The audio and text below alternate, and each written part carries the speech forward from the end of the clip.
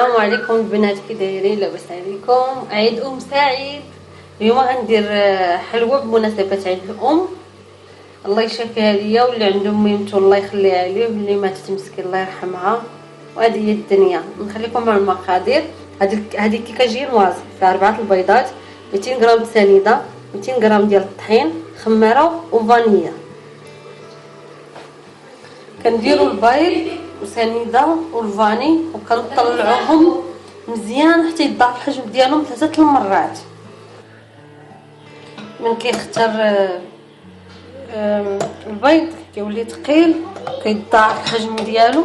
كنزيدو الطحين والخماره، كندخلوهم بشويه باش ما ينزلش البيض، ونديروهم في المول ونطيبوهم بحال الكيكه العاديه. 45 30 دقيقه تقريبا صافي كطيب. كنديروها من الفوق، كنشعلو دابا راه شاعله الفران، كنديروها من الفوق والمعافيه من التحت.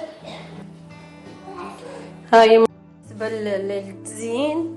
عندي كاس ديال سنيده اللي غندير بيستيرو، عندي كاوكاو غنديرو مع الكريم فريش في الوسط، عندي رابعه ديال الكريم فريش عاد نطربها، وعندي مورس ديال الشوكولاط غنديرو يذوب، وعندي الناباج. الكريم فريش غنطلعو مع شي 3 المعالق ديال السكر كلاصي. غناخد الشوكولاط وغنديرو في حمام مريم باش يذوب. ناخد كاس ديال السنيده، غندير كاس ديال الماء نفسو. نتوما ديروا باش ما بغيتو زعما تبناو بالقهوه بالفاني بعد. انا غندير الليمون. كناخذوا الكريم فريش ونبقاو ندورو في نفس الاتجاه. غير من كيولي يبدا يختار كنزيدوا المعالق ديال السكر الكلاصي.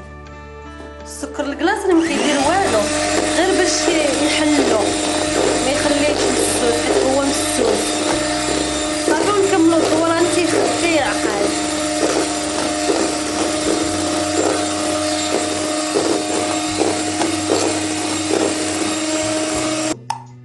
ها هو من كيوجد صافي تبقاو دورو تيوجد بالضراب الكهربائي.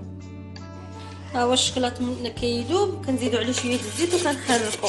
انا نوريكم الطريقه اللي غنزوق بها كي دايره.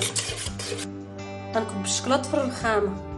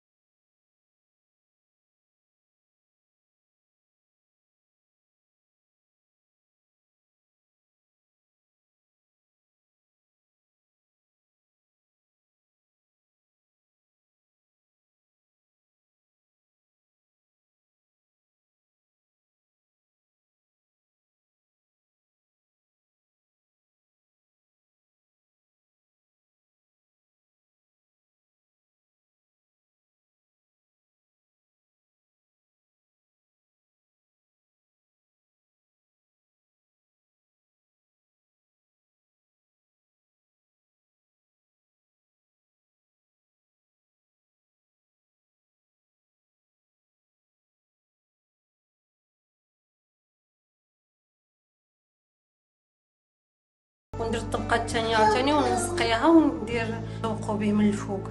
الشوكولاط من درتو في الثلاجه كيشد راسو، يمكن ليا نزوق به.